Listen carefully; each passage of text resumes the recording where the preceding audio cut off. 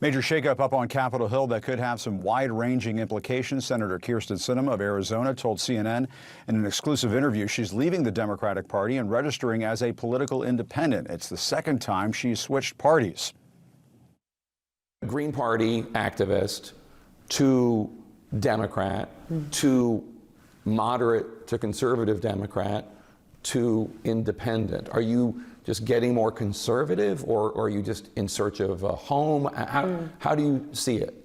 So my values have never changed. I have always been the person I am today.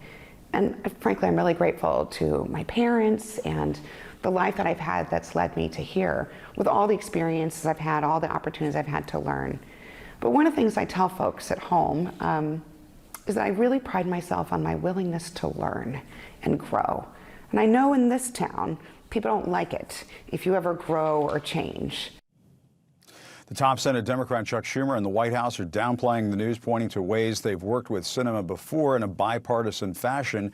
But Sinema's move does cause some uncertainty among how Democrats can control the Senate in the next Congress, given their incredibly slim majority. And I want to welcome back to the show veteran Democratic strategist James Carville, as well as CNN political commentator S.E. Cupp. James, great to see you. S.E., great to see you as well. James, what did you think of all of this when you heard about that? I mean, Sinema, we mentioned it was almost Manchin Sinema was one person over the first couple of years of the Biden presidency. And then she's pulling this right after that big Raphael Warnock win, kind of pulled the rug out from under the White House a little bit. What did you think of all this? Well, first of all, in interest of disclosure, I am a close friend and supporter of Ruben Gallego if he runs for the Senate from Arizona in 2024. If I were Kyrsten Sinema's political advisor, which I'm decidedly not, I would advise her to do just this. I think this is a move in her interest. She's not going to beat the United States Senator come January 2005. I was looking at some poll numbers from Civics, which is a kind of blue ribbon outfit. They really are. Her favorability among Democrats is 5 favorable, 82 unfavorable. Among Republicans, 25 favorable, 45 unfavorable. Among independents, 25, 56. You don't need 42 years of political experience to say these are not winning numbers.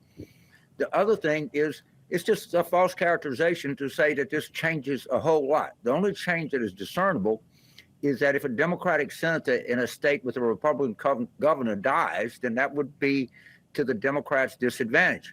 And I furthermore give Senator Sinema some credit. She did this after the Georgia election. So I think this is totally in her interest. She's not going to be reelected. She probably knows that. She doesn't want to watch, 20 polls showing her, 72 points behind in a Democratic primary. And it doesn't really change a lot, and it's probably a move in her interest.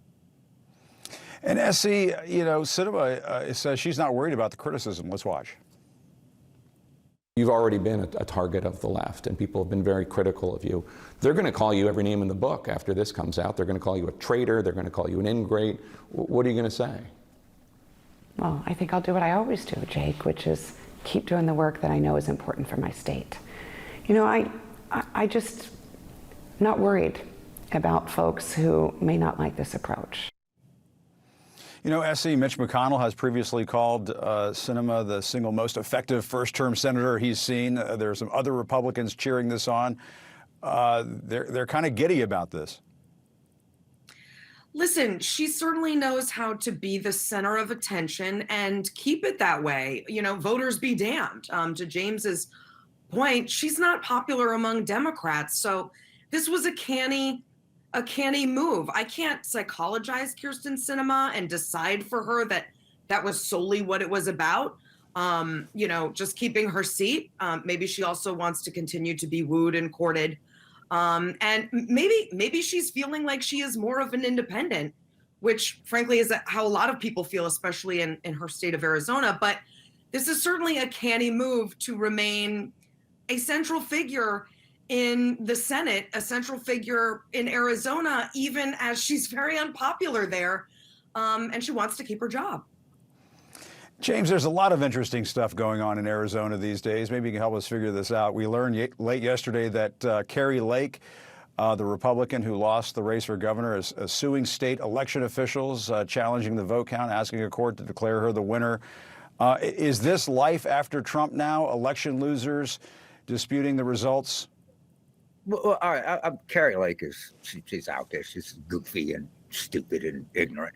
Let me tell you what's going on in Arizona. Proposition 211, which is a citizens' ballot measure to tell people that spend over $5,000 of dark money in Arizona they have to disclose. That passed by 73%. Arizona had a ballot measure that would allow non-citizens to pay the Arizona intuition rate at Arizona colleges and universities. That's big news. Carrie Lake being goofy, right-wing, stupid is hardly big or startling news. I mean, she lost. She's done.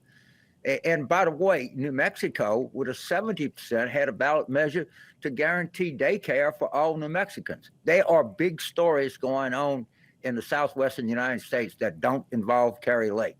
And, you know, we should be very aware of these, Jim, very aware. And she'll keep doing everything, every stunt she can pull to get attention. But I don't really think that's the big story coming out of here. Yeah, Essie, what do you think of that? Because, you know, one of the things that is very interesting, the contrast here is kind of notable in that when Trump was challenging the election results and peddling the big lie and so on, you know, there were a fair amount of folks on the MAGA side of the Republican Party who were totally on board with it. Carrie Lake is almost kind of, you know, shouting into a void. And there's not a whole lot of folks, you know, jumping on that bandwagon to overturn those election results in Arizona.